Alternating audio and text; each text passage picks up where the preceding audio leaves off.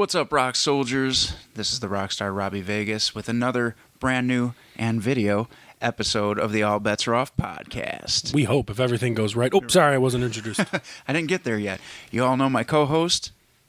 What's up? It's your boy, Chaz. Robby wanted to come and check out my cool studio here. How do you like it? It's a pretty sweet setup. You know what I got to say? All I got to say is you, bro. He just wanted to come check out my fun toys. That's all. And, of course, we are joined by... Pickles, all my pickles. Right here, actually. Oh, she's in between your legs right now. Hey-oh. Hey-oh. Pickles looking for pickles. Where's that Picky? She'll make her way on camera. She always does. Yeah, right. So what's up? So, It's been a while. Yeah, it's crazy because, well, first of all, I got to apologize for last week because we were supposed to have... What are we doing? Wait, go ahead. I was just going to do this because this is perfect. We were supposed to have a very special guest, and Zoom sucks at their jobs. It's pretty bad, but we're going to redo it, and I won't announce it yet, but you guys are going to like him. He's a great guy, great drummer. That's the hint. Yeah, you better hope that Peter Criss comes back. Yeah, I better. Yeah. Speaking of cats, wasn't Peter Criss. I don't want to start any rumors, Yeah. but or we could say Robby only using Zoom for recording. First time I ever gave them full responsibility, and they let me down. I don't know if I even said that right. I stumbled over my tongue there. That's okay. Well, you're stuck with me. There's no edits. That's true. That's so true. this is the roller coaster. It's at the top. That's fine. Wasn't that a quick Kiss quote? Did she just move the camera? Yeah, she did. She's actually looking up at the camera right now, and probably going to move it. Yep. You asshole. You. Pickles, all my pickles. That was great. She doesn't want to be part of this. She totally did that on purpose. She's mad that Jay and Adam aren't here. Weird. Weirdo. Anyway. Should we tell everybody what we're talking about today? I forgot already. The 25-year anniversary of the Montreal Screw Job. I didn't even think of that till right then.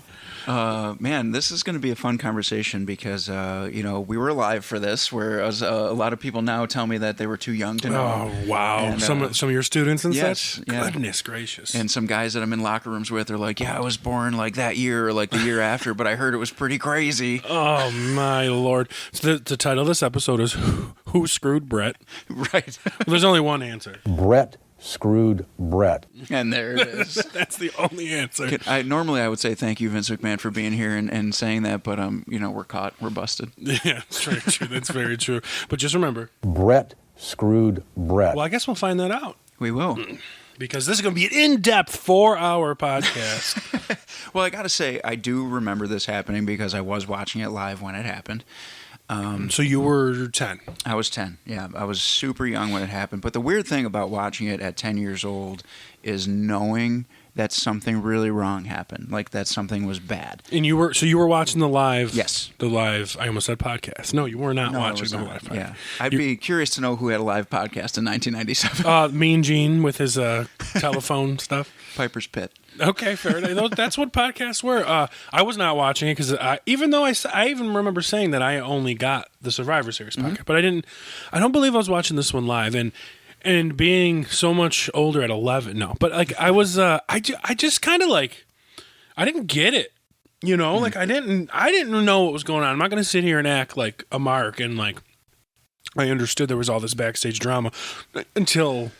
after. No, I didn't understand that part. I just knew that something went wrong because Vince McMahon was out there and then the bell rang. And it was just it wasn't a wrestling finish. And of course I wouldn't have called it that at 10 years old, but I just remember being really confused. And then, Brett throws the fit, the camera keeps rolling, he writes WCW in the sky. I actually have live audio from that. Let's... Oh, there he is. Oh, Bret Hart. Come on, bro. Oh, Come on, Bret. Brett screwed Brett. Well, I'll tell you what. The next night on Raw, when DX came out and they were making fun of Brett with the midget and the Brett mask, then it started to all feel like wrestling again. It was like they were treating it as if Brett would be back to defend himself. Well, for having no, yes, there was interwebs, but nothing even similar like today. Nothing even similar like 15 years ago. That was back when Sunny was the most downloadable woman on AOL. She still is. Oh, too soon. too soon. Oh, man. Her. Brett screwed. Sunny. Okay. Yes. Allegedly. So we heard. Sunny days. Sunny days. I'm gonna make you want to buy one of these. I already do. But how old were you when I know shortly after that the business changed. Vince pulled the veil back a little bit. And, when did you start to realize that this was like a thing? Okay, so there's some misinformation about that stuff. Because he started pulling the veil back earlier because I think it was like 88, 89, they were paying all these taxes to be considered a legit sport. Yeah. And all this stuff. So he actually started pulling the veil back then so he didn't have to pay those taxes. Yeah. And all the other small promotions were mad at him. So but I didn't know any of that shit at the time, right? Yeah. So I just didn't understand, and I thought everything was just real or part of the show.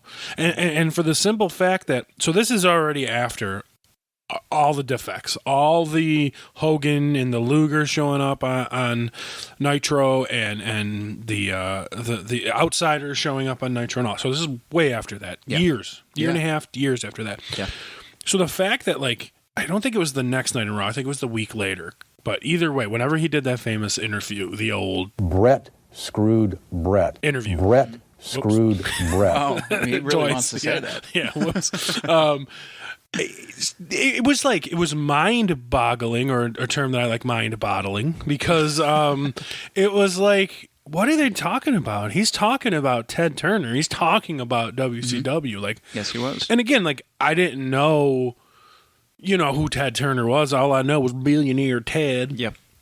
From those sketches, but the stuff that he was mentioning, WCW stuff, it was so weird to me. And he was just easily coming. Actually, I have the last 30 seconds of that interview. Let's listen to that real quick. This is the end of Vince McMahon's major interview. Sympathy.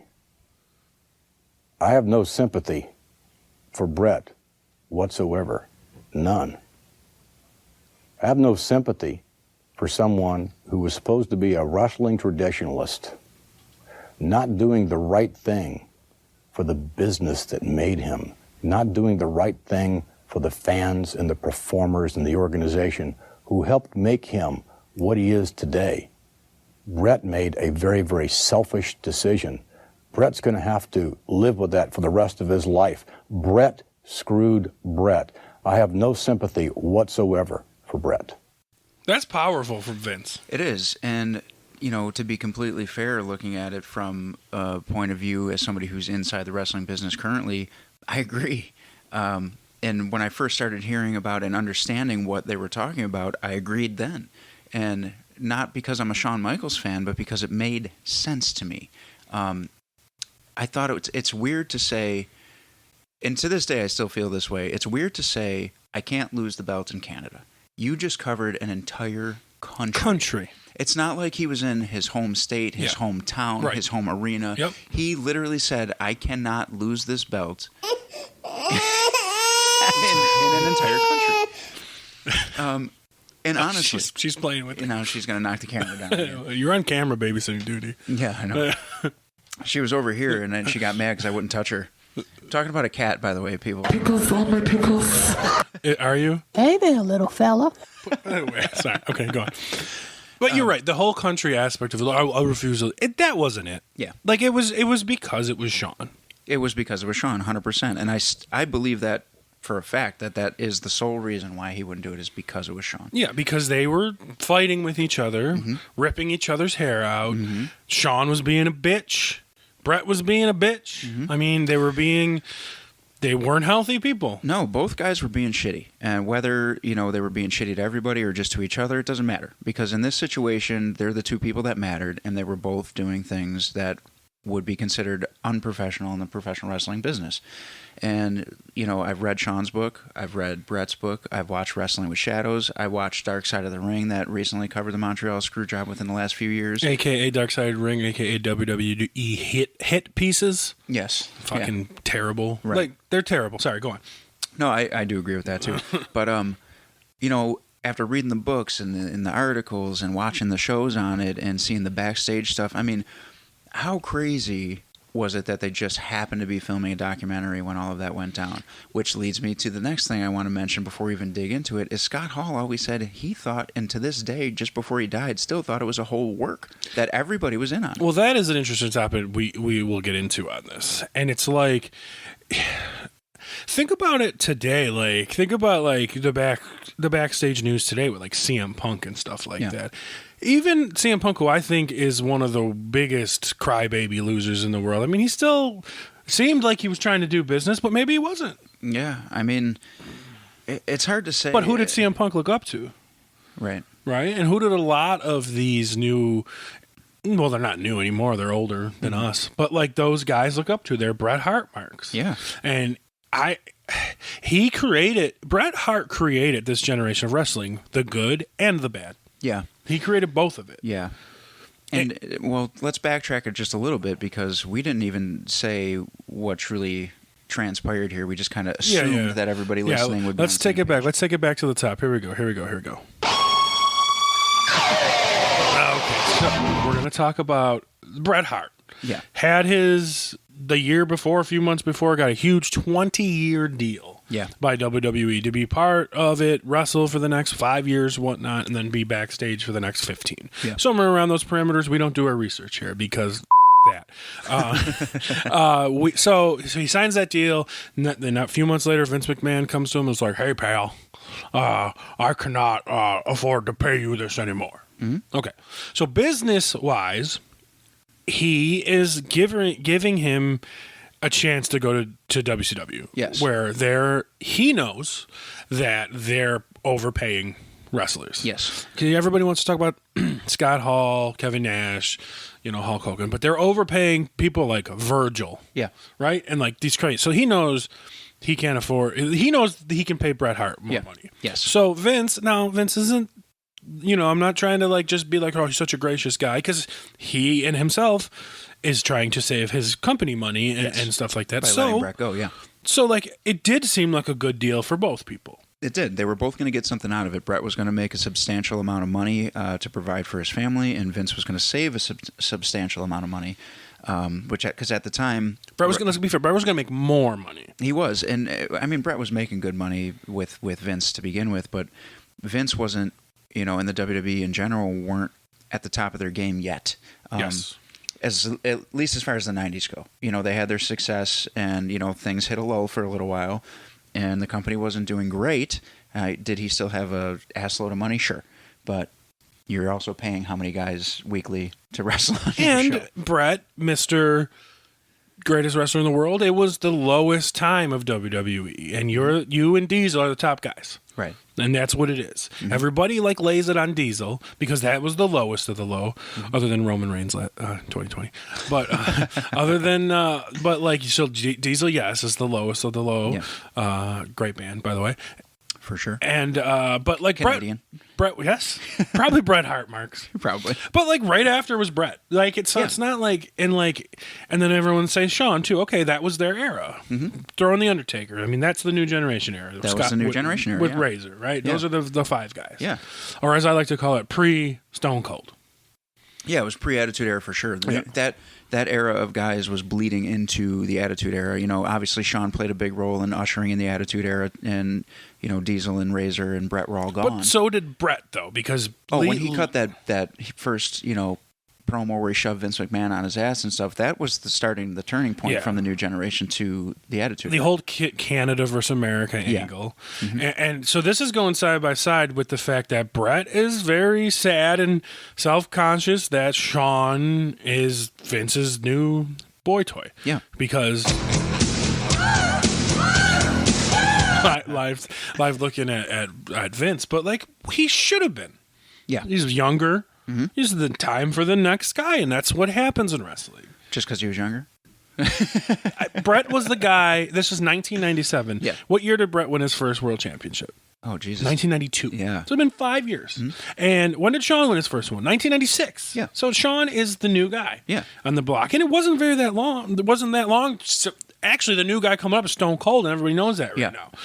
That's going to be the guy. So it's like, it really wasn't a long, Shawn didn't really have a long. No, it was memorable. It wasn't long. Shawn won his first one in 96. That's what I tell all the ladies. Shawn won his first one in 96 at WrestleMania, and Stone Cold won his 2 years later from Shawn at 98. And 97 was a clusterfuck because of...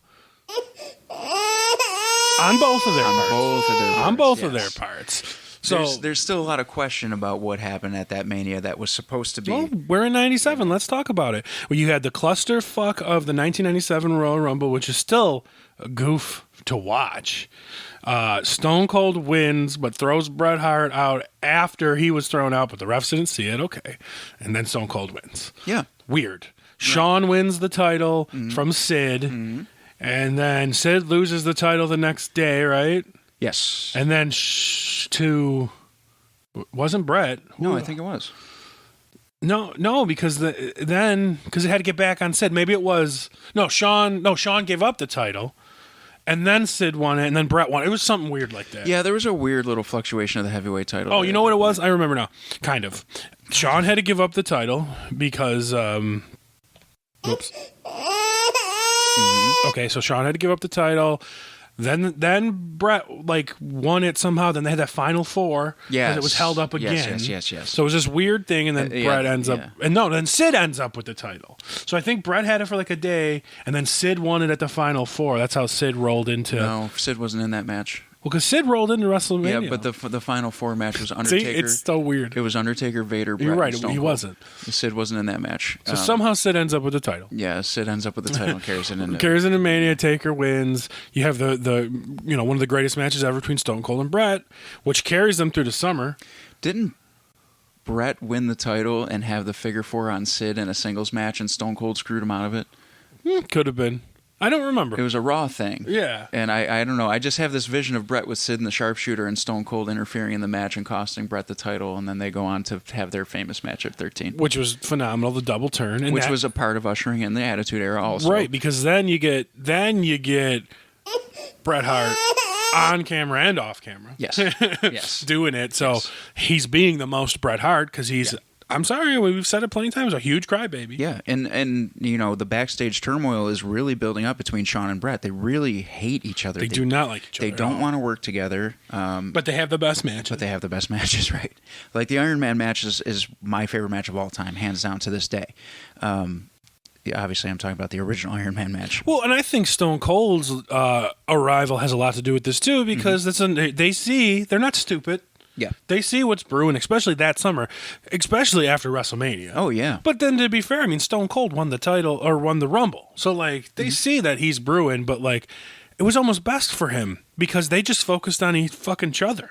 Yes. And they left him out of it. Yeah. So he was able to avoid their politics because they were totally politicking backstage the whole time. And was this a double ego thing? Sure. Absolutely. I mean, Shawn wanted to be on top. Bret wanted to be on top. Did they both have a certain stake and a certain claim to that spot? Yes, absolutely. But wrestling needs multiple people to be on top. Yep. So it was okay that they could both be on top. Yep, you're right.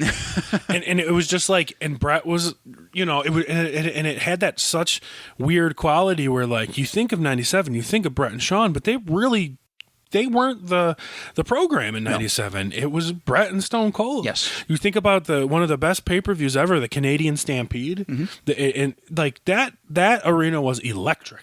Yes, that's one of my favorite matches of all time, not because the match was so technically sound or that there was a lot of cool stuff going on. The crowd was so hot that no matter what everybody in that match did, it got a huge reaction, and it was just a fun match to watch. It almost felt like everybody that was watching was a part of it. It was insane. And this whole America versus Canada angle was brilliant. Absolutely. Was brilliant.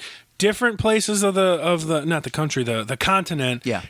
Require different reactions. Yeah, Bret was only a heel in America. Yep. Literally everywhere else, he was a face. Yep, and it's the exact opposite for Shawn. Yeah, and that's never been done. Yeah, since or before. It's just too hard now. It's too hard. And and for that, it wasn't about Bret. I mean, it wasn't about Shawn. It was about Bret. Yeah, because Bret was such a beloved Canadian figure. Yes, he was, and that's what it is. I think he still is.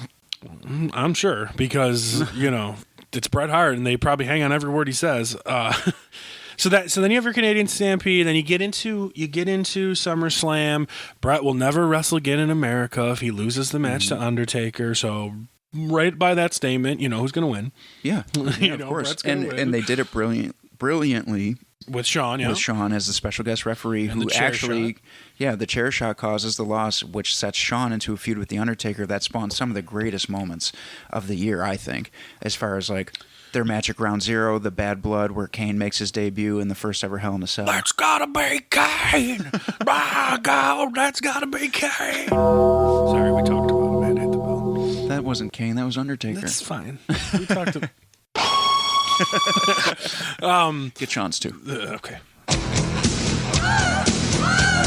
Want to hear another one I have queued up? This one's queued up for the Fantasy Football Bros podcast, but it works. Sorry, okay. You know what sticks out about the Bad Blood feud with Sean and Taker that blows off with Kane coming back is that was the match of that pay-per-view, and Brett was the champion. Yeah. Sean was the European champion. That's true. Brett faced the Patriot. That's right, Dell. Yeah. I remember those matches. Yeah. Dell, that was a big thing, too, because who the fuck's the Patriot? All of a sudden, he's headlining pay-per-views. Why? America. Yeah, exactly. That's why. That's what it was. It wasn't because he was great. It was because he was an American hero. And was that the main event, or was this Hell in the Cell? I think the Hell in the Cell was, but don't quote me on that. Well, that probably makes sense because Brett was probably crying about it. Like that's what I was getting at. I'm the champ. Brett was the champion, but Sean had the biggest match of that pay-per-view. And I'm sure that chapped Brett's ass and didn't help things backstage. But at the same point, Brett, your boy Undertaker also has the biggest match on the pay-per-view. That's right. And the whole point was to get his feud with Kane going. Yes, it was. It was a blow-off for Sean and Taker to get Taker into what he was going to be doing up until Mania and then some.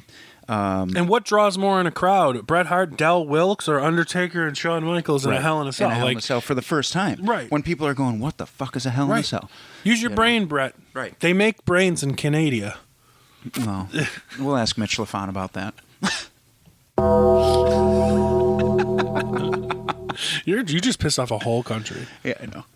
Actually, I love Canada. I'm going back there December 4th to wrestle for Courage Pro Wrestling in Hamilton at the Hamilton Convention Center featuring Allison Kay. We'll see you there. Who are you wrestling? It's a tag team. It doesn't matter what. Couple of guys. some douches. Yeah. I'm teaming up with some fucking Viking. Oh, my goodness. I don't have any drops for that. Wait, I got one for him. Wait, not that one. Hang on. There you go. Sorry, Dillson. I forgot a drop that I was going to do earlier when you announced me. I was going to be like, hey, everybody, this is Chaz. I'm back! But I couldn't do it. Okay. Well, now you did. I did it. Now it's there. All right, so finally, we're getting really in, and this is like a history lesson for some people. Some of the younger. Some of y'all youngins. I'm going off of... Hey there, little fella. Sorry. I'm going off of... I've heard so many podcasts about this. Yeah. Bruce Pritchard's, Jim Cornette's. Oh, hey, hang on, Jim Cornette. Okay, Bruce Pritchard, Jim Cornette, Jim Ross, Chris Jericho with Dave Meltzer. Oh, you should have a worse sound for Meltzer. Which I bet you there's going to be a bunch of them popping up now. Because that 25th. I'm sure we're not the only one with this idea. So I have gotten so much information over the time on this that I feel like I'm almost a goddamn expert about this. And I didn't even know about it just because I went through this long period of my life where I just was consuming all these wrestling podcasts, right? And 5 years ago, I was doing that, and that was the 20th anniversary. Yeah. So I got so much information. Yeah. So what I'm coming from is from all these different podcasts. And I don't know what your knowledge stems from of it. Everything. I've read everything. I've read both books. I've watched all the documentaries. Yeah. Any time that it gets talked about, I want to hear it because it still intrigues me in a weird way, even though I really know it like the back of my hand and I've heard it all before. I'm still always intrigued by what people have to say about it because it is so... It's one of those things in wrestling that if you weren't alive when it happened, I don't think you truly understand the magnitude of it. Watching it back after you've heard about it a million times doesn't do it justice. And to be fair, we didn't understand the magnitude then. No, we didn't because you were 11, I was 10, and our dirt sheets weren't coming yet. right. AOL dialed up. I I don't even know if I was on the internet yet. I think I got wasn't. on the internet more in like 98. Yeah, I was going to say I wasn't. I know I wasn't for sure. I don't even think 99 maybe. For And me. I wasn't looking up dirt sheets. Right. In 1998, I was more like, I wonder if there's any girls in the NFL chat room on AOL. No dirt sheets. Wasn't. You were Or dirty in girls. sheets. Or girls. or girls. there wasn't any of that stuff in the NFL chat rooms. No. Actually, I didn't even have AOL. I had CompuServe. Yeah, you were an OG. That was OG. I don't even think I had a computer until like 2000. So we get there finally. So here's my knowledge of how things got going. Bret Hart, we can't pay you. Okay, well, what are we gonna do? Well, maybe we'll go make you rich in WCW. Yeah. Go talk to them. Okay, okay, I'm gonna go over there. All right, well, we got to get the belt off you to Sean. No, we have to, Bret. We have to. No, this is how it's done. This is how it's done, Bret. You have to drop the title, Mr. Hart. You have to drop the title. So, hi Pickles. They take it to Sean, and now as far as my knowledge base goes, what was that supposed to be? That was her. Oh, That was her. I didn't do anything. as far as my knowledge, Sean did not come up with the idea. Triple H did. Okay, so remember there was a long time for the first 20 years of this, everybody was denying blame. Everybody. And then the last 5 years, everybody's taking credit. Yes, because now it's become a thing where everybody wants to say, I came up with the screw job because it's the most talked about thing in wrestling. What are you doing, Pick?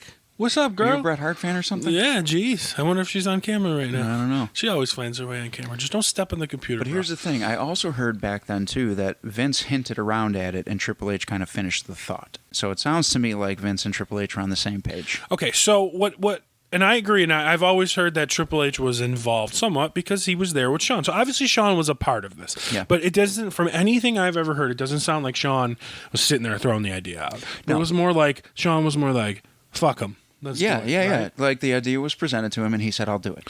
So I kind of believe it a little bit that Vince came up with it. I mean, he's the fucking boss. Yeah. If so, you can't say Vince is the most mean, evil man in the entire world, but he didn't come up with the screw job. Right. You can't play both sides of the fences. Right. Now, I also believe some truth that Triple H had something to do with it too, because that's been fairly consistent. Yes, that's been something that I've heard from numerous, interviews from different, wrestlers that have said, yeah, it was Hunter. Now, Bruce Pritchard has always claimed he had no idea, nothing to do with it, and that's what everybody else says. Same thing with Jim Ross. Mm-hmm. The only person that there's two people that we haven't talked about. We mentioned Jim Cornette, Yeah. and then of course Vince Russo.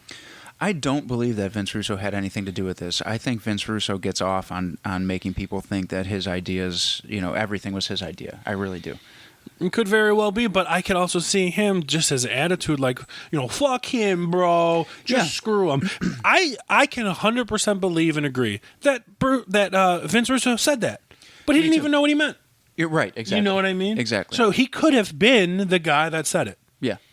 And started all this. But I don't think he sat there and like came up with the idea. Now this Jim Cornette side of it, he's such and as like fucking stupid as he is, and I hate Jim Cornette so much. He's a very wealth of knowledge person. When it comes to wrestling, and he's a walking encyclopedia of it. And I heard on one of his podcasts when he was breaking it down that it was his idea, of course, but because this happened before, and I don't remember the wrestlers in 1942 in Montreal, nonetheless, that this happened before, and so I think it is possible that they all came up with it. And it's nobody's thing. I think it's possible that Vince Russo just said something and it got the conversation rolling. Yeah, I can 100% see that. But I think that, any way you slice it, it comes down to Vince. Yes. Vince has to make the final call, the final decision on that, minus the referee. Bret screwed Bret. And I also still believe that. At this point in time, there is a documentary starting to be filmed about Bret Hart. And it turns into what we now know as Wrestling with Shadows, which turns into a documentary about the lead up to the Montreal Screw Job. Not at this time, like a year before this. Yeah, it's been going on. So so this goes back to where we started, where Brett's just signing his deal. Yes. So this documentary, and this is where your boy Scott Hall's, conspiracy comes in. It's that during this 1 year filming where this film crew has unprecedented access To everything that's never been around before. Yeah.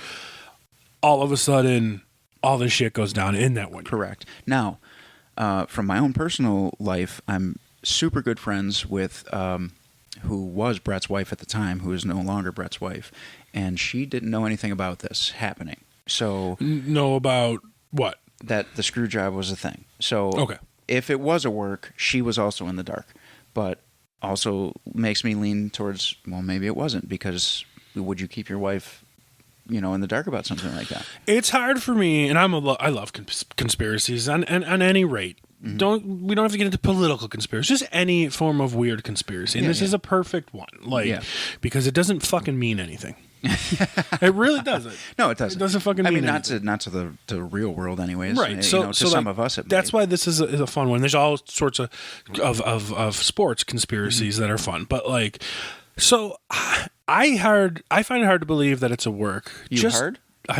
I'm not yet. I find it hard to believe it's a work because Bret Hart is such a goddamn mark for himself that he would not put himself in this situation. Yes. To let Vince and Shawn have an upper hand on him. Right, because it did look like that, if it was a work, Bret comes out of it looking bad. Yeah. Because he looks like the big bitch crybaby, and they had to strip him of the belt. Yeah. So you're right. I don't think he would let that happen. I don't think he would have kept his wife in the dark about it if it was happening.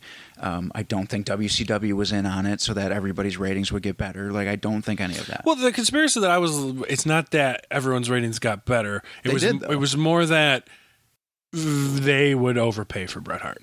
Well, yes, that was... And lose money. And lose money. And that was the kind of thing, because there was those favorite nation clauses. Right, but it did amp up the Monday Night Wars. I think it brought it to a halt at this time. No, I don't think so. Because if you think about it, this is 97. Yeah. 3-4 months later, Stone Cold is the champ. That's what I'm saying. They don't look back. No, but that's what I'm saying, though, is that there's still 3 or 4 months until WWE takes over in the ratings. Okay? You're right. So at that point in time, you're giving them Bret, they're going to shell out a bunch of money, and then shortly thereafter, WWE just starts crushing them, and it never stops. But see, the financial thing about it is deeper. So are you familiar with the favored nation clauses that they all had? Hulk Hogan, Kevin Nash, Scott Hall, maybe more. But they had favored nation clauses, meaning that whomever WCW signs, no matter how much money it is, that those guys make just as much. Yes, what. Yeah, I did know So that. all of a sudden, if Bret Hart goes over there for $8 million a year and those guys are making $6 million, guess what? Now there's 4 guys making $8 million a year. Right. So WCW just threw away Bret's 8, 2, 4, 6 on the other guys. Yeah. $14 million, right? Yeah. Extra a year. So that's why there's conspiracy around it. And quite frankly, if there was, brilliant. Yeah.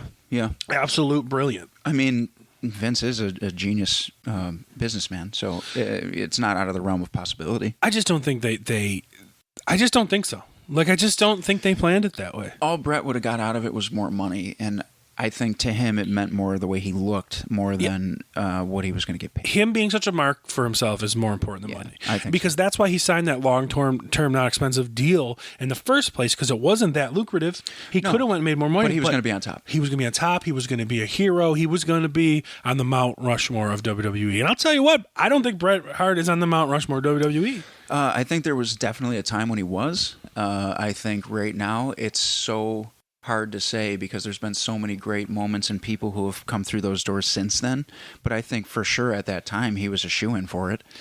But that's the way he was looking at it. Then he would have been Bret Hart would have been basically Triple H right now. Yeah. Kind of. He would have been backstage helping out in charge.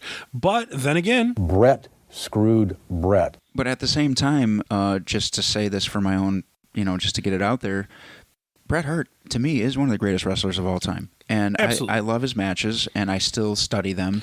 I just thought that he had a shit attitude. And then people will say that all the time. Technically, Bret Hart's one of the greatest wrestlers. Yes, but he's more than that.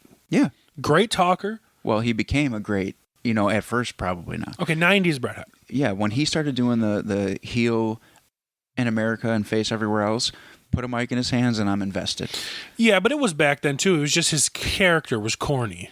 Oh, he was a generic babyface. Yeah, but he was good at it. But Yeah. think of we always think of carrying, but we've mentioned this before, and Christ's sakes, we're approaching the 30th anniversary of this at some point, but his whole feud with his brother. Yeah, oh yeah. Fan-fucking-tastic. Absolutely. And there's no doubt about Bret's staple on the wrestling business and on the wrestlers that exist today. You look at guys like FTR, Edge, Christian, all those guys love Bret and got into this for Bret. I knew that was coming. It took me a second there. The light clicked on. Yeah, well, and also because he's Canadian. Well, yeah. That had a lot to do with all that. But when I think of Bret Hart, he had some classic matches, and they all stand the test of time. I could watch them now, and I could still learn things. And, I'm not completely shitting on Bret Hart and saying that Shawn was great and Bret was trash, because that's not the case. They both had a very good, stance to say, I'm on top. Well, you can boil it down like this for this, and we still haven't even explained what's happening, actually. No, we haven't. So, it comes down to Bret's leaving, and when you leave on your back, right? Yeah. I'm not even in the business, I just know that. Yeah. You leave on your back. Hulk Hogan versus The Rock. I know technically he didn't leave, but Yeah. who's on his back? Right. Right? Who was on his back? Let the people at home know. Hogan. Okay. Yeah. Ric Flair versus Shawn Michaels. Who was Flair, on their back, yeah, right? Flair, yeah. Shawn Michaels versus who was in retirement? Undertaker, right? Undertaker, yeah. Who was on their back? Shawn. Undertaker versus Roman Reigns. Yep. Right? Taker, yep. Robbie Vegas versus Delson Alexander. Who, Never happened. Never happened. Actually, I beat him at Excite last month. Oh, that is Excite true. Wrestling in That is Binghamton, New York. Shout out. So all of a sudden, Bret's last match. What's his stipulation? No. Can't lose in Canada. Can't lose in Canada. A whole country. Whole country. Yeah. That would be like Shawn saying, I can't lose anywhere in America. You know what Bret would say? You don't fucking live everywhere in America. Exactly. So then it turns into like why from now these are from the podcast Bruce Pritchard and whatnot. Who Bruce Pritchard this time was up Vince's asshole. Yeah. Just everything. Well, can't we take it off the night before or a different night? But this is the pay-per-view match that's selling, right. So you can't do that. Right. People bought the pay-per-view for this. Well, why? What if we make it a three-way with Stone Cold? Then you're going to ruin Stone Cold for the next WrestleMania run. Obviously, Right. he was the guy. Right. That's where that was going. And also, he just broke his fucking neck. Right. So, Right, exactly. you couldn't do that either. And then to come down to it, so they now we don't know how much of this part is true, but apparently they buried the hatchet that morning, shook hands, and Bret had a feeling that something was going on. So he talked to Earl Hebner, who was the official, and said, don't let this happen to me. Earl Right. said he wouldn't. And I guess Bret and Shawn shook hands and said, bygones be bygones. And the match happens. Bret slaps on a sharpshooter. Shawn reverses the sharpshooter. Vince McMahon came out, told the ref to ring the bell. No, Earl did, though. Yeah. Earl didn't. Oh, that's right. You're right. I'm sorry. I'm trying to put it in there. Vince looks at Earl, says, ring the fucking bell. Yeah. Earl tells Exactly. the bell guy, the timekeeper. Boom, boom, boom. Jumps Okay. out. The bell guy. Yes, the bell guy. So, and Shawn does a very good job of looking pissed off. He sits up, what the fuck is going on? Grabs the title, doesn't even celebrate, storms off, whatever. Bret, Which he also probably was mad. He probably You don't think was. he wanted this to happen? yeah, no, I'm sure that Shawn wanted to beat Bret. He's an ego guy. He wanted to beat Bret. to beat Bret, right? Bret destroys ringside, thousands of dollars in equipment ruined, and yeah.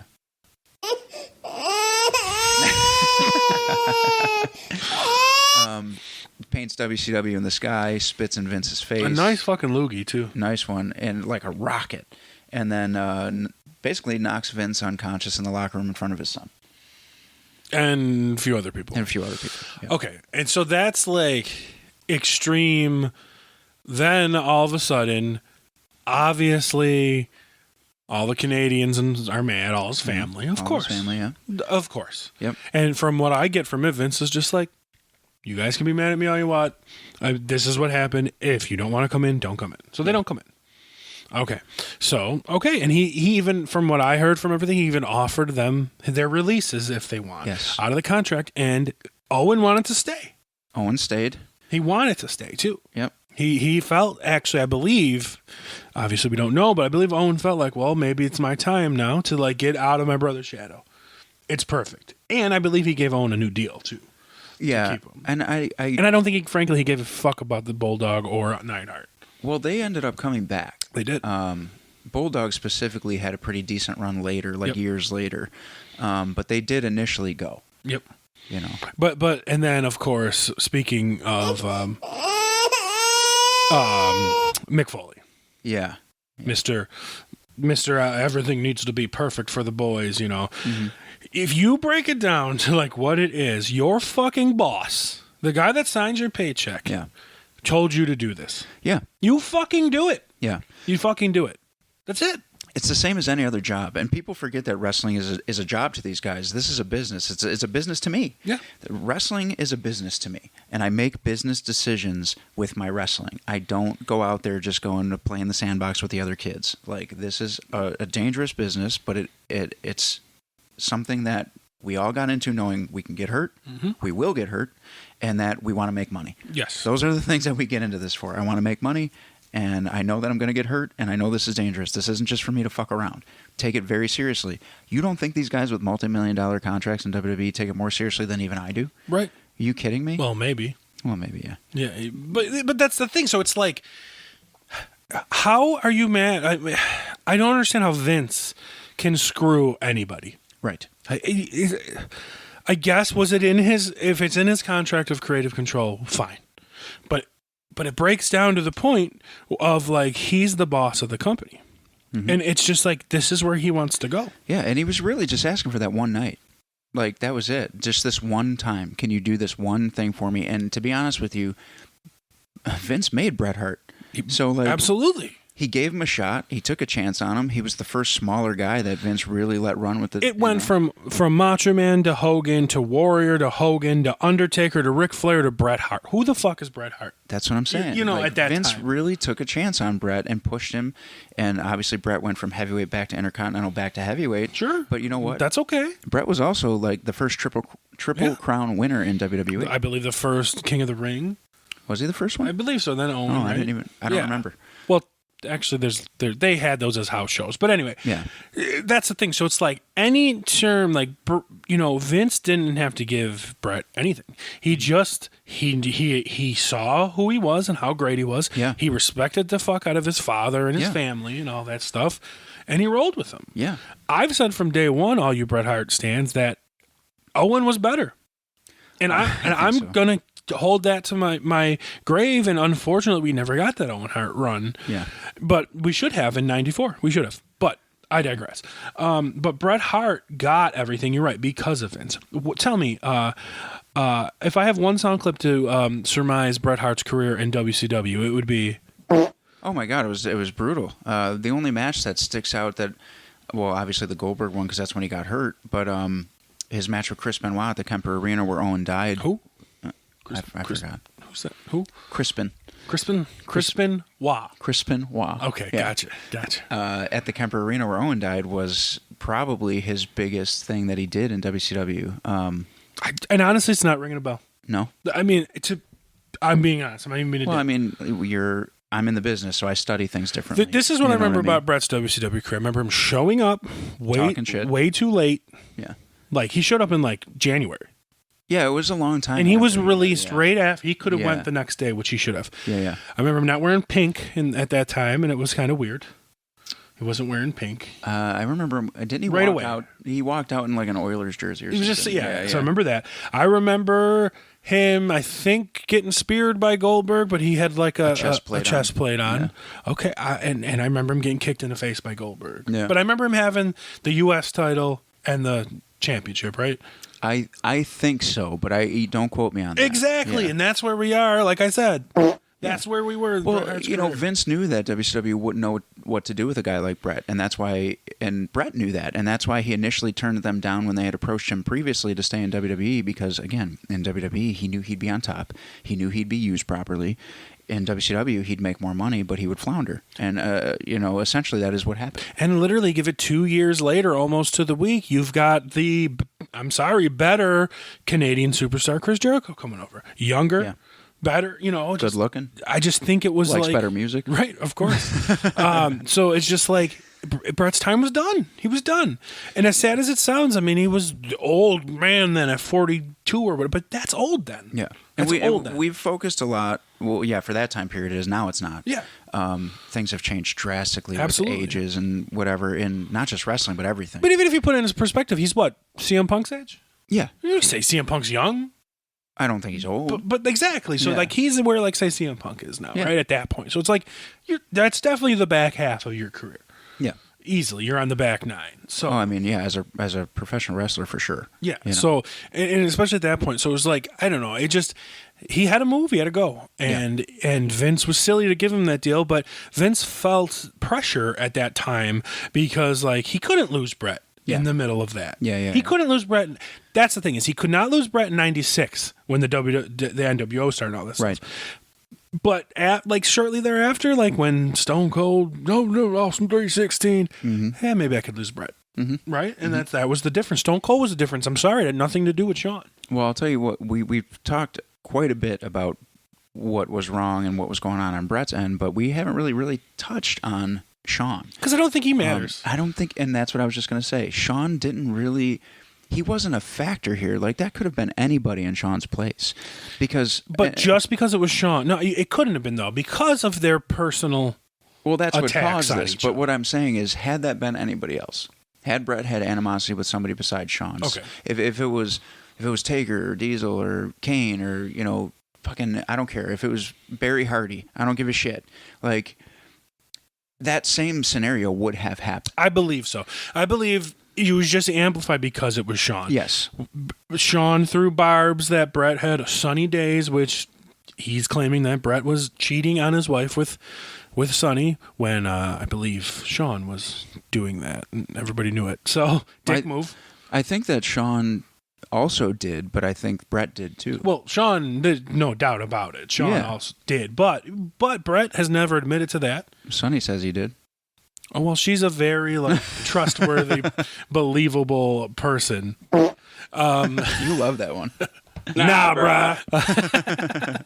But she's so there's that. Then okay, we forgot the big catalyst of it. I forgot the week when they announced that was going to happen. From multiple sources, Brett goes up to Shawn and says, Shawn, how's that? Does that? It was that close? not Okay. bad. Okay, so we'll play a role. Okay. Shawn, I know that we're wrestling and we have a lot to talk about, and I just want you to know that you're safe with me, and whatever they do and ask me, I'll put you over, no problem. I have respect for you. Yeah, that is what happened. And then Shawn says, well, Shawn basically said, fuck you. Shawn said, that's great. I don't have a Shawn. I wouldn't do the same for you. I wouldn't do the same for you. Yeah. I can't do a Shawn Michaels. And now, mind you, that's from Brett's point of view. Shawn says that That's from a lot of that's from a lot of what I heard. But then again, that could be all based off of Brett's point of Right. view because who was in the fucking room. Right. But it's hard to believe Shawn because he was a fuck face then. He was. He absolutely was. So- Shawn had a lot of demons he was battling. Yeah. And for being such a young, good-looking, up-and-coming, I can't even say up-and-coming, he was on top. He was the man. And he was, 30 years old? Like, you want to be on top of a big company like that at 30 years old, and, his ego took over. And he knew he was good. Well, he had plenty of problems with drugs Yeah. and women. But he knew he was good. He knew that when that bell rang, there was nobody touching him. I personally... Except maybe Brett, and that's why Except maybe Brett. that's why there's animosity. But at the same we all time- know you're a Shawn guy. Yeah. At the same time, it was so divided. Like, again, there was the Shawn guys and there was the Brett guys. And the Brett guys will tell you that Brett was the better wrestler, and the Shawn guys will tell you that Shawn was the better And you're wrestler. splitting hairs. But I was just going to say, but at that point, does it really matter? Yeah. They're both on top. Whether he's got the belt or he's got the belt, they're chasing each other. And they're both not necessarily drawing crazily. Right. At the time, it was the low point. And for Brett being the older one, they were still both good-looking guys. Mm-hmm. They were still relatively built the same. Shawn might have been a little more cut. We get a lot.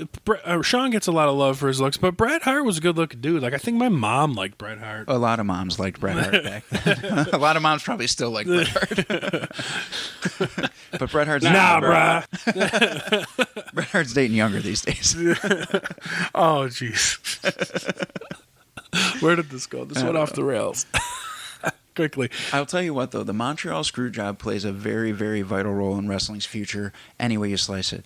It does continue to usher in the Attitude Era, and we've said that multiple times that Brett was helping to usher that in. He wasn't there to see the big boom of it because of the Montreal Screw Job, but there were certain moments in his career that started to take the WWE in that direction, and same for Shawn. Shawn was really pushing the envelope at this time with the raunchy stuff that he was doing and saying on live TV. Vince was constantly getting threatened that the network was going to drop them if Shawn didn't stop doing certain things. And we do forget, we didn't even mention once why this is going on with the Canadian thing. That's the birth of DX. Yes, it is. All during that time. Yeah. And that's the original with Shawn, with China, Triple H, and Rick Rude. Yes. And then Rick Rude leaves the company right after this. Yes. Because of this. Yes, and I still remember that that when they came up with that name, they're up on they called it the Titantron at the time. I don't know if they still do, but Shawn and Triple H are sitting there, and he's like, "Would you say that our generation gets a bad rap? Would you say you're a degenerate?" And Triple H gives him a little like. And Shawn says, because I know I'm one. And Triple H says, well, then I have to be. And then they take Generation X and become D-Generation X. And that was it. Like, the history books are written from that point forward. Well, but I believe even the week before it, I believe Brett called them a degeneration. Yeah. Yup, they're like a bunch of degenerates. Yeah. And that's where, it stemmed from there. Yes, it did. And, it's crazy to think that just about the time, maybe the same pay-per-view or just about the time that Brett's going on, somebody else is coming in. It doesn't matter what you... So, they're looking at their future. You got Stone Cold, you got The Rock. They knew The Rock was going to be The Rock. The Rock debuted at Survivor Series 1996. Oh, the year before, Yeah. That's right. So the same time frame. Yes. Within that. That's when the new stars were decisions. building. So in 96, the year before, you had the Rock debut, you had the Stone Cold promo. Mm-hmm.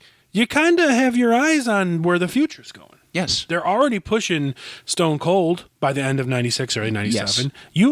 The Rock's they have their eye on The Rock. I mean, from the day he walked out of the curtain. So all of 96, the guy's building up. People are hating him because he's getting forced down their throats. 100%, yeah. Because that's where they're going to be. So it's mostly the Bret Hart marks that are hating him. Yeah, pretty much. Because Bret's losing his spot. Mm-hmm. And that's what they want to be. And wrestling fans are still the same way. Yeah, they are. Yeah, they really are. So it's it's interesting to see. Because it was Bret Hart in another generation. The year before, the generation before was Macho Man. Yeah. Okay. Yeah. You know what I mean? Just never number one. Yeah. But great wrestler, great at everything, but never number one. Because Hogan. And everybody, a lot of the marquee people will hang on every word that Macho's the greatest at that point. Same thing with Bret. Coming in. So it's just the Mar crowd needs that person. Yeah. They need the anti-Hogan, the anti-Shawn, yeah. the anti-John Cena, right? Which was CM Punk. Yeah, and none of those guys were bad wrestlers or bad for the business. They were all making money. Yep. They were all doing their thing. And again, there needs to be multiple people on top. There needs to be. Mm-hmm. Whether or not they ever win the title doesn't matter. That really doesn't. They need multiple people on top. Who is the number 2 right now? I don't know. I mean, if he didn't go out injured, it probably would be Cody. Well, I would think that Roman's on a different level. Roman is on an entirely He's just there's Roman, he'll get his, and then who? It's everybody else. It's probably Seth, right? Seth McIntyre comes to mind. I mean... But Cody's going to be the guy. Cody's going to be the guy, yeah. And I feel that. And he deserves it, I think. He sure does. And I used to not say that. Mm-hmm. But he deserves it. And it's just they built something cool right now with Roman, and they didn't have that then. Mm-hmm. They were trying to find the hot hand. And Shawn Michaels, you're not drawing. Let's give it to Brett. Brett, you're not drawing. Okay, we got to figure something out. We need to get rid of one of you. The 30-year-old guy or the 40-year-old guy? Right. Right? Okay, 40-year-old guy. You got to go.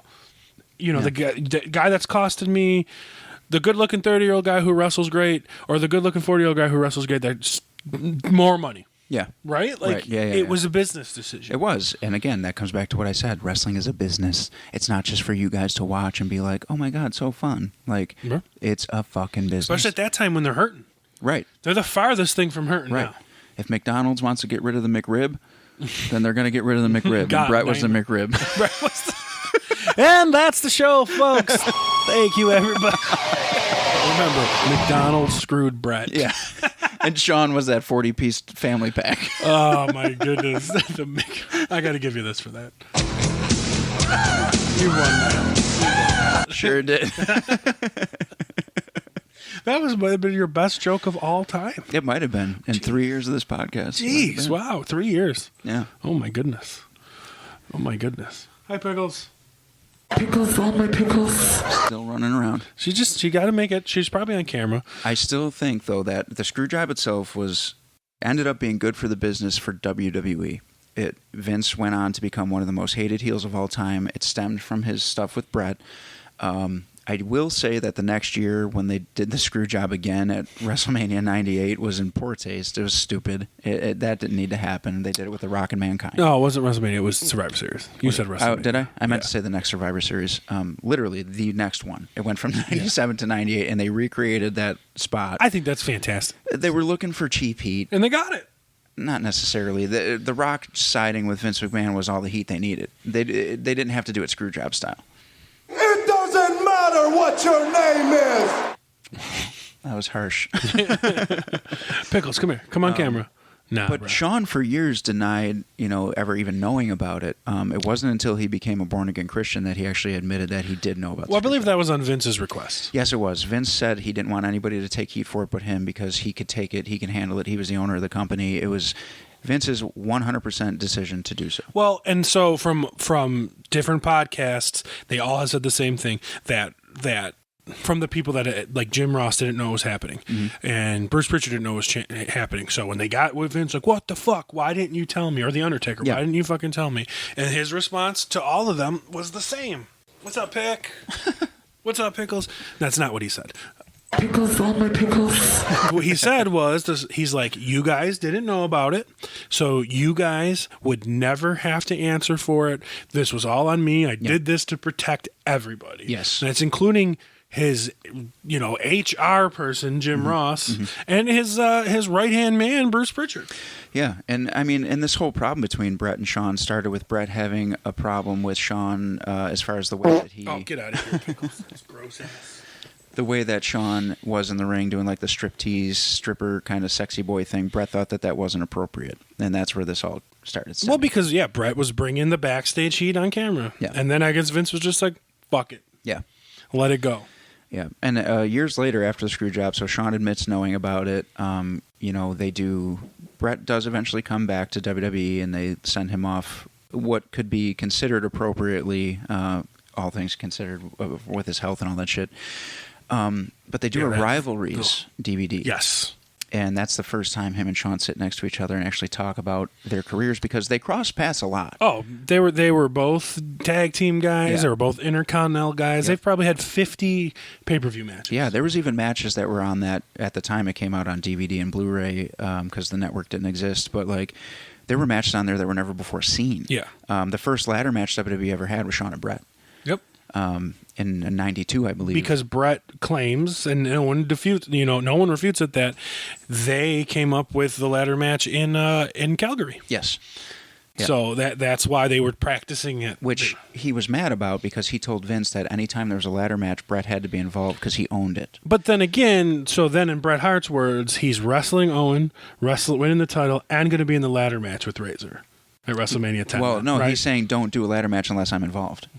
So technically, he was mad that Shawn and Razor got a ladder match because Bret said that he owned the ladder match. Exactly, but he did say that. That's a real thing. But he also owned wrestling, and he admits to saying that to Vince. Yeah. Just that's not something that's not hearsay or rumors. Bret straight up said the ladder match was his. And Chris Jericho came up with the Money in the Bank. Chris Jericho invented everything. But seriously, though. No, he did. Money in the Bank, I think the elimination, or he had something to do with the elimination. Something to do with it. But, came up with the Money in the Bank. He doesn't sit around and say shit like that. I know. Bret Hart is such a fucking mark for himself. Yeah. He ruins himself for me. I used to like Bret Hart. I used to like him. And I still think he's a great wrestler.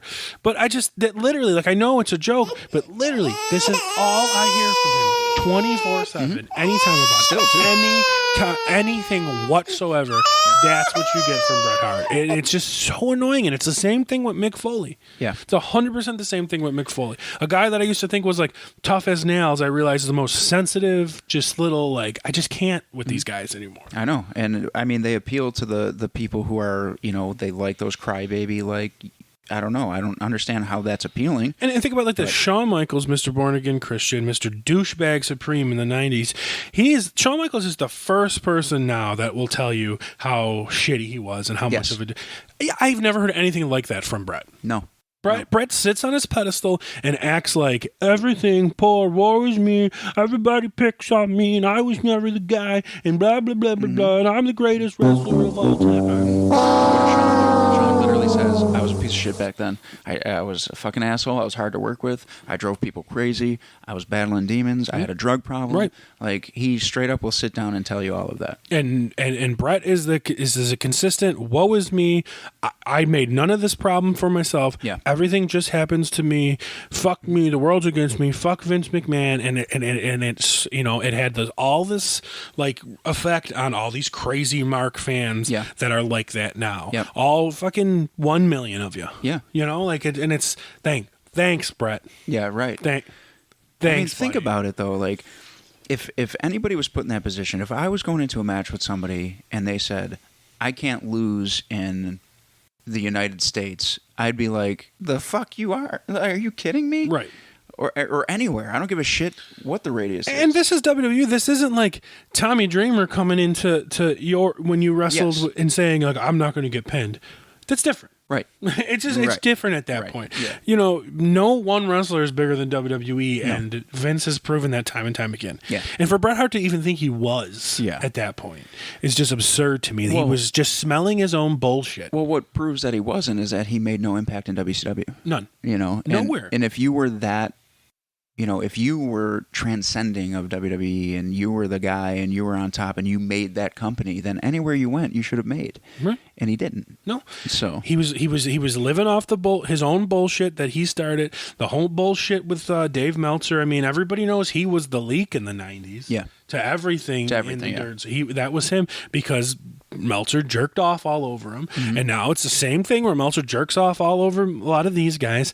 And they think their shit don't stink. Yeah. And AEW is a fucking shit show right now. Yeah, people, there's a lot going on there, and a lot of their dirt is leaking out, and a lot of the bad things that are going on is coming out. And for people to try and defend that, then you don't understand the business, and you don't understand what goes on backstage. I'm sorry, but like some of that stuff is just not okay. And for that to be leaking out and people to defend it makes no sense. Because it's just about burying. Well, it's not even about burying Vince anymore because he's gone. It's 2022. It's just everybody's offended, everybody's sensitive, and everybody wants what they want or it's bad, and I'm going to cry. Like, the world was never like that as far as I recall growing up. Well, and their world was because the king was Bret Hart. Well, yeah. So, that has so much to do with some of the people listening to this weren't even around for that. Like, they're going back. Like I told you, in locker rooms, I hear guys that are like, I was born after the Screw Job. But put it like this into these scenarios, okay? So if we're saying this all about Bret Hart then, so this next generation of fans, that's like where Kenny Omega is right now, and the Bucks, like 40. Yeah. Right? Yes. Like, that's where they are. And CM Punk. So, like, So it's the second generation of the crybabies. Yeah. It's what it is, and it's just learned from Bret Hart, and it's not like a personal attack of these people, but they just think that that's how wrestling is and that they deserve everything, and it's just annoying. Wrestling owes you nothing. No. It doesn't owe me anything. It doesn't owe them anything, and we're on two completely different levels, but guess what? It doesn't owe anybody from the top to the bottom a damn thing. Just chewed and spit out Vince McMahon. Yeah. Make your own way, do what you got to do, work hard. Like, there's no sense in complaining and politicking and all this stuff. And half the fans don't even know what that means. Right. Like, they just hear it in dirt sheets and in shoot interviews, and they're like, oh, backstage politicking. Bro, you don't even understand what goes into backstage politicking or what it even is. Nobody does. And I've said it. Unless you're in the business, you don't know. So don't tell me you've been watching wrestling for 30 years or 40 years or 15 years or 10 years and you know what goes on backstage. You know what they let you know.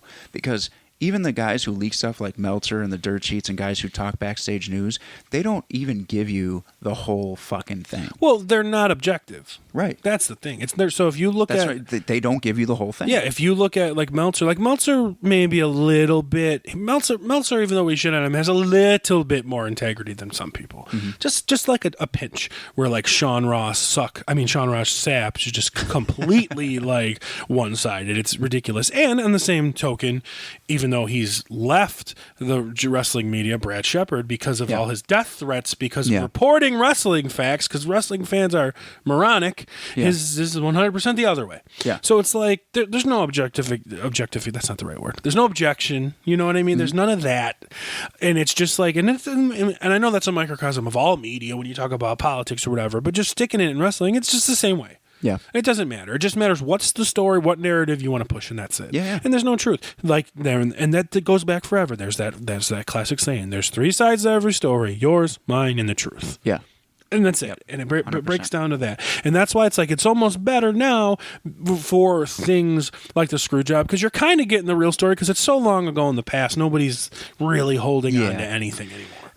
You're getting the real story with a lot of people that want to stake claim in it. But you don't know which one's which. Exactly. So we probably know the real story. I'm sure. But we just don't know which one it is. I'm 100% sure on that. And, just to like try and bring this back around and wrap it up, I kind of think that the Screw Job might have been a good thing for wrestling in general, because look at the boom that just happened afterwards. I don't think that's arguable. Yeah. I don't. Like...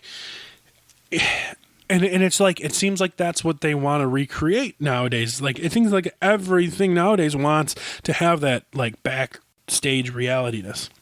But that was just so organic and natural. Yeah. Or was it? But that was the thing. Like, it was so organic and natural, and like, it's just even like stupid little things like CM Punk, he's leaving. Oh my God, he won the title. He's walking out with the title. Okay. Right. Oh, that wasn't planned. Well, and that was the thing too, is what happened shortly after the Screw Job, it just in regular pop culture was reality TV. Yeah. Which was kind of starting at that time too. So it became like, well, we do things reality style, and people bite on that because that's what they want. So to take a storyline like you said with CM Punk, it became like, well, I have to see what happens, because CM Punk just walked out with the WWE title. Like, motherfucker, he signed a contract long before. Right. And you idiots believed that he was holding out until he was going to find out if he beat Cena or not. And Vince McMahon let him have that pipe bomb promo. Vince McMahon was running through the back to tell him to cut off the microphone. Right. I'm gonna not sitting right there with his finger on the fucking button. And that's what I was just gonna say. Vince McMahon literally sits in gorilla position all night long. Had he wanted that promo to stop, it would have stopped immediately. So everybody's like, pipe bomb. He did all this stuff he wasn't supposed to do. At any point in time, Vince could have shut it off. Let that sink in. 20 feet away, because, mind you, Punk is sitting on the stage. Behind that black curtain, right behind Punk, Vince was sitting there the whole fucking time. Let that sink in. Right. So maybe Vince didn't write the promo. We're not saying that. Vince let him go off and say it, maybe. Maybe it was true words coming out of CM Punk. Or maybe Vince wrote it. Or maybe. But it doesn't matter, because Vince could have just said, you know what? That's all I had for it. All right. You know what? Yeah. That's it. You're done. You know what? Nah, bruh. We're out of here. He easily could have done that. Easily. But you know what? The fact that they cut his microphone off when Raw was going off the air should tell you that it was what we would refer to as a worked shoot. Boom. Y'all got worked, you marks. And some indie wrestlers got worked too. Like, these guys want to believe so badly that was because their god, CM Punk, said this was the real deal. And, when, afterwards, and he left the company and he went on and ran his mouth about how those were his true feelings. Like 3-4 years later, by the way. Yeah, later, yeah. Because then he became the top-selling fucking merchandise guy and got millions of fucking dollars in his bank account, which he claims he was so abused and used and treated like crap when he became fucking rich. Right. Literally became rich because he was allowed to cut a promo, allowed to do it on live TV. And there's no proof it's not scripted. No, there's no proof of anything. What about the camera cuts too? Remember, like when he was like, when he said like, what was it, high cult or something? Yeah. What did he say? And he turned to a fucking camera at the exact moment, and the camera cut to show him waving into it. Are you kidding? Right. Like, come on, people. Be smarter than that. How did we get... Because they're the most two, like... I guess I would say the Montreal Screw Job and this are the most two, like, backstage kind of thingy. Yeah. But, like, I don't find this backstage at all. I think it's more important when he left the company because of the doctors and all that stuff. That's more backstage drama. For sure, because you know what he did? He actually left. Yes, he did. He didn't work the boy. He worked everybody. He worked everybody. Yes, Good he did. for him. And that's a professional wrestler. But... Yeah. CM Punk, it was Bret Hart 2.0. And now it's like most AEW guys. It's just like, it's weird. Well, I'll tell you this: the screw job did happen, and whether it was a shoot or whether it was a work, you could have your theories on that. But I'll tell you, it created one of the biggest booms in wrestling history, if not the biggest boom in wrestling history. It spawned one of the, the top star, which is Stone Cold Steve Austin. You could argue that it's The Rock, but Stone Cold still holds the record for the highest T-shirt sales of all time. Either way. But either way, it spawned them both. And it was on the screw job and Brett leaving that those guys started coming up. Mm-hmm. And like it needed to happen, and it was lightning in a bottle. It was, and everyone was going to try to catch it again, and you can't. But I think you and I both agree that in one silent statement, Brett screwed Brett. Right? Yes, it's 100% here. We are buyers into that. Yeah, I totally agree. So. I think that's a good note to end this on. Yeah, it was fun to be back. Thanks for coming out the studio. Yeah, it was fun to not have to do my own setup. I just came and used yours. Yeah, mine's a lot more. Yeah, you got shit everywhere. to get in here, but it's cool. Everything seems to be working. Well, everybody, thanks for having me back. So all I got to say to you guys is, yeah, I do. All right, guys. Thank you for joining us on the All Bets Are Off podcast. We will catch you next week. Peace. Just hit the